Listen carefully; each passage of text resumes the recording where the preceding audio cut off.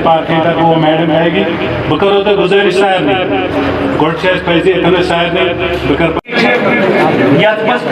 रसोई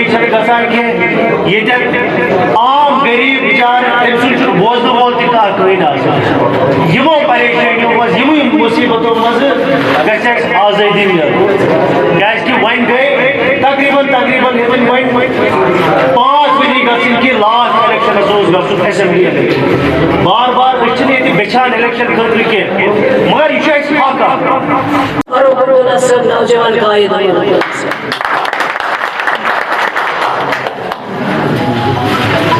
आज सरकार ये चलन हुकूमत चलावन जम्मू कश्मीर चाहे से डायरेक्टली से चलावन चाहे से इनडायरेक्टली से चलावन चाहे वो तो सच है। ये तो बिल्कुल एक खुली किताब है। जो एक जमहूरी हक है, जो एक इलेक्टेड गवर्नमेंट चुनी जाती है उसका 5 साल का टाइम होता है। 5 साल के बाद इलेक्शन होते हैं। आज तो 14 के बाद 10 साल होने लगे हैं। पहली बार इतना लंबा जो है गवर्नर रोल जम्मू कश्मीर में चला है।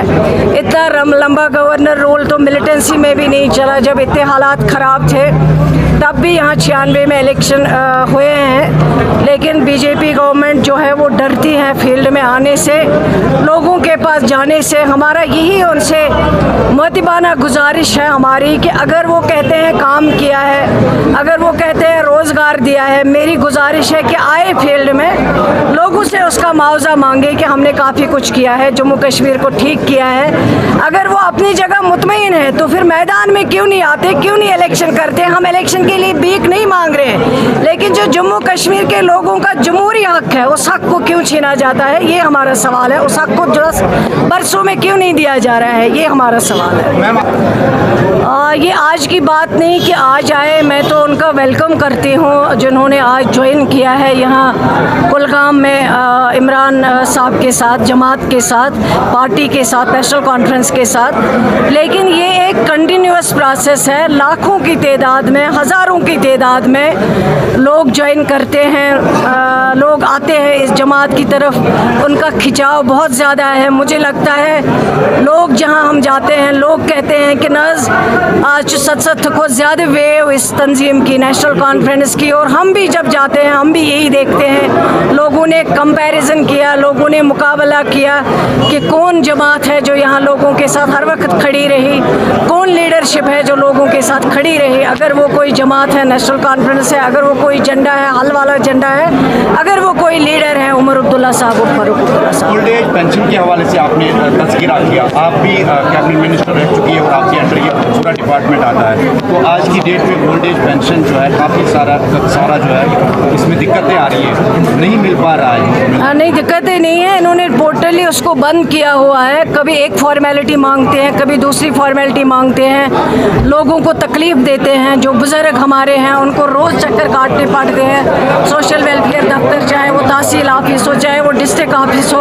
उनको रोज़ वहाँ चक्कर लगाने पड़ते हैं। और जिनके पास पैसा नहीं होता है, जो बीमार शख्स है, हमारी सरकार ने उनको ये जो ओल्ड एज और विडो पेंशन है लाखों में दिया था, लेकिन इस सरकार ने तो बंद किया है। अभी तक वो इसको कंटिन्यू नहीं कर पा रहे।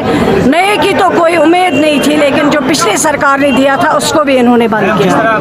PAGD जो है वो एक बहुत बड़े मकसद के लिए है, क्योंकि जम्मू कश्मीर में जब आग लगी थी, जो पूरा जम्मू कश्मीर जल रहा था, उस वक्त यही एक सल्यूशन था, यही एक सद्भाव था जिसको करना ज़रूरी था। वो किसी ज़ात के लिए नहीं है, वो जम्मू कश्मीर के लोगों के लिए है। वो इंशाल्लाह PAGD काम करता रहेगा। ये तनकीद नहीं है किसी के ख़िलाफ़, लेकिन ये एक हकीकत है, ये एक फैक्ट्स है। ये आप अगर हिस्ट्री भी देखेंगे, पढ़ेंगे, उनमें भी ये सब चीज़ें हैं। इसलिए ये सब चीज़ें लोगों के सामने रखते हैं।